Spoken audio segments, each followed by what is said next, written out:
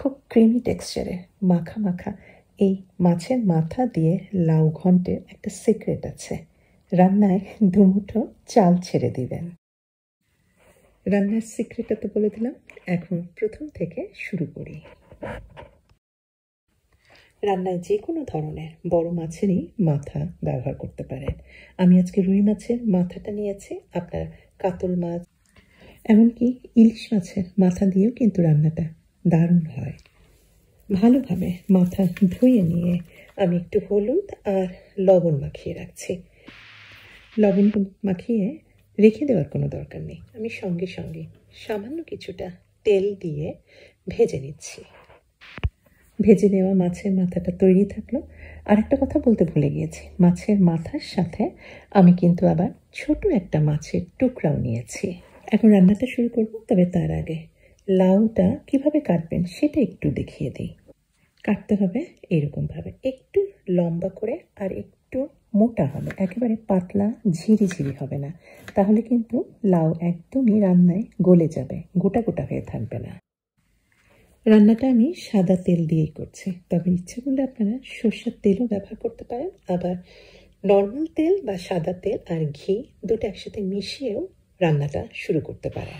আর সমস্ত গরম মশলাই কিন্তু দিচ্ছি, তেজপাতা, দারচিনি, লবঙ্গ, এলাচ সবই দিয়েছি, গোটা গোটাই করে দিয়েছি। আর দিয়ে দিলাম বেশ পরিমাণে পেঁয়াজ কুচি। পেঁয়াজটা কিন্তু আমি কিছুটা মোটাই রেখেছি, খুব পাতলা করার কিন্তু কোনো দরকার নাই। একটু ভেজে ট্রান্সপারেন্ট একটা লুক এসেছে, চকচক করছে পেঁয়াজটা, লবণ দিয়ে দিলাম। লবণ দেওয়ার ফলে পেঁয়াজটা সহজেই কিন্তু গলে যাবে। আর কালো মশলাগুলি এখন দিয়ে দিচ্ছি, ধনে দিয়েছি, জিরা দিয়েছি। আর এই উপকরণগুলির পরিমাপ আমি ডেসক্রিপশনে দিয়েছি, আপনারা দেখে নিতে পারেন। মশলা কষাতে হবে সব আগের মতোই, আর এর মধ্যে মশলা কষাতে কষাতে পানির সাথে আমি দিয়েছি একটা বড় পাকা টমেটো। পাকা টমেটোর একটা টেস্ট বা স্বাদ রান্নায় পাবে। খুব ভালোভাবে কষানো হয়ে গেছে, পানি তো সম্পূর্ণ শুকিয়ে গিয়েছে। দিয়ে দিলাম এখন 2 মুঠো পরিমাণ চাল, জাস্ট ভাতের চাল, আতপ চাল, পোলাওয়ের চাল, বাসমতি চাল, যেটা ইচ্ছা সেটাই দিতে পারেন। চালটা কেন দেওয়া হয়, কারণ চালে এরপরে যখন আমি পানি দেব চালের মাঠটা থেকে যাবে এই রান্নায়, আর ফলে কিন্তু এটা ক্রিমি টেক্সচারে তৈরি করবে, একেবারে জলের মতো তরল হয়ে থাকবে না, একটা মাখা মাখা ভাব আসবে। কিন্তু এই কারণেই কিন্তু মেইনলি চালটা দেওয়া। আমি দিয়ে দিয়েছি যে ম্যাগি যে সিজনিং মশলাগুলি আছে সেটা সামান্য পরিমাণে, এটাও কিন্তু স্বাদটাকে বাড়িয়ে দেবে। হালকা একটু রান্না করে নিয়েছি চালটা, মাঝে মাঝে পানি দিয়ে এখন ভেজে নেওয়া সমস্ত মাছগুলি দিয়ে দিলাম। আর এই পর্যায়ে দিয়ে দিলাম হলুদ গুঁড়া। হলুদ গুঁড়াটা সবচেয়ে শেষে দিয়েছি, এর ফলে হলুদের রঙটা কিন্তু রান্নায় থেকে যাবে, এই রঙটা নষ্ট হবে না। লাউয়ের টুকরাগুলি এখন দিয়ে দিয়েছি, আর দিয়েছি বেশ মুঠো খানিক পরিমাণ এটা রসুন কুচি, একটু মোটা মোটা করে কেটেছি।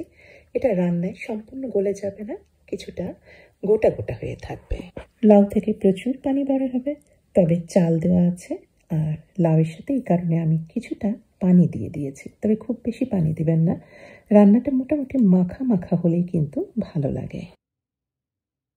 লাউ ঘন্ট রান্নার সময় লাউটা সবুজ রঙের বলে এই কারণে আমি ঝালের জন্য কাঁচা মরিচটা ব্যবহার করি, আমি কিন্তু শুকনা লাল মরিচটা দিই না, তবে আপনারা ইচ্ছা করলে ঝালের জন্য সেটা দিতে পারেন, তবে শুকনা লাল মরিচ দিলে রঙটা একটু অন্যরকমের হয়, সবুজ রঙটা একটু কমে যায়। হলদে একটা ভাব রাখার জন্য, একটু সবুজ লাউয়ের রঙটা একটু ঠিক রাখার জন্যই আমি সবসময় এই রান্নাগুলিতে কাঁচা মরিচ ব্যবহার করি ঝালের জন্য।